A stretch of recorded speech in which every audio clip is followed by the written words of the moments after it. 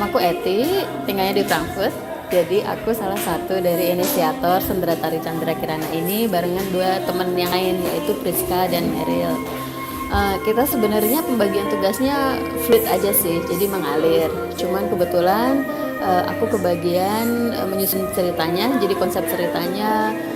Karena yang punya ide, misalnya kenapa pakai cerita ini juga awalnya aku yang lempar idenya, jadi sekalian aja gitu aku yang bikin konsep ceritanya. Terus selain itu kita kan tariannya macam-macam.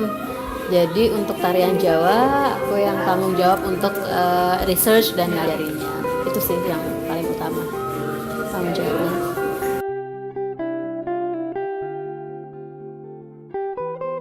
Jadi konsep tariannya terutama urutannya itu karena ngikutin ceritanya. Jadi Galuh Chandra Kirana sama Inu Kertapati itu kan sebenarnya kisah cinta yang sudah lama dan sudah terkenal juga di daerah Jawa dan Bali.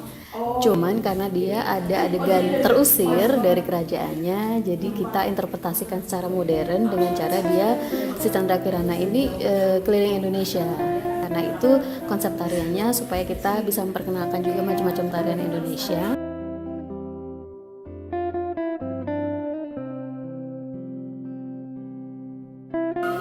Kalau sebenarnya antara kebetulan dan nggak kebetulan, karena kebetulan sekali kan orang-orang di balik panitia, artinya inisiatornya Priska, aku sama Meryl kan cewek semua.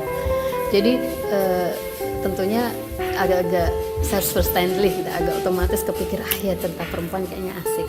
Yang pertama, yang kedua Chandra Kirana sebenarnya kalau untuk orang Jawa terkenal, tetapi orang di luar Jawa mungkin nggak terlalu kenal ya kisah Chandra Kirana. Meskipun sebenarnya kisah Panji itu sampai ke Thailand segala macam itu ada.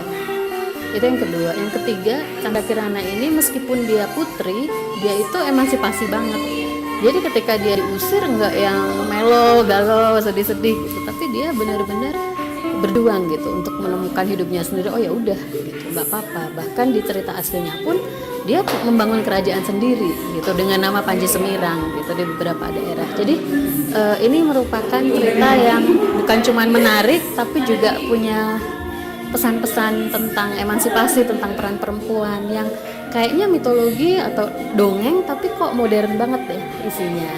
Terus karena seperti yang udah aku ceritain tadi, dia karena dia kisahnya pergi-pergi, itu cocok banget untuk kita pakai sebagai ramen, sebagai bingkai supaya kita bisa menampilkan berbagai tarian Indonesia meskipun dirangkai dalam cerita yang sama. Jadi nggak cuman tiba-tiba ngapain dia kok ada tari Papua, ada tari Betawi, karena memang dia lagi lewat situ gitu sih.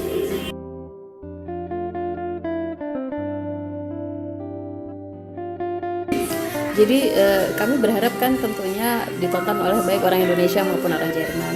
Kalau untuk orang Indonesia sih aku yakin dapat pengalaman yang baru ya, karena kami menawarkan satu dongeng tetapi yang dikemas dengan cara modern, dengan tari-tarian yang campur dengan lagu-lagu Indonesia. Jadi asik deh gitu, beda dengan acara-acara yang lain.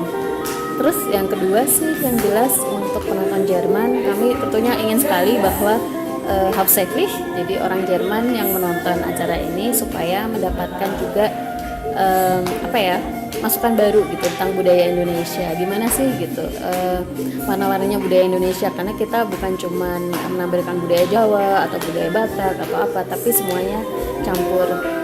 Yang ketiga seperti juga yang tadi, kenapa ceritanya adalah Chandra Kirana, kami ingin menampilkan bahwa ini loh gitu, peran perempuan bahkan di dalam dongeng Indonesia pun itu sudah sangat emansipatif gitu. Jadi seru aja gitu, kita coba perkenalkan karakter-karakter perempuan dan juga peran-peran perempuan di sini supaya baik masyarakat Indonesia maupun Jerman bisa mengenal budaya Indonesia dan juga berkenalan dengan kami gitu, orang-orang yang ada di Bali itu.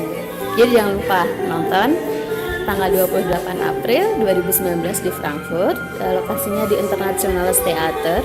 Kami berharap juga bahwa kerjasama dengan Internationales Theater ini bisa membawa budaya Indonesia menjadi lebih dikenal gitu. Terutama kami berharap juga mereka punya klien-klien tersendiri yang selama ini belum kenal Indonesia. Jadi sampai ketemu di sana ya.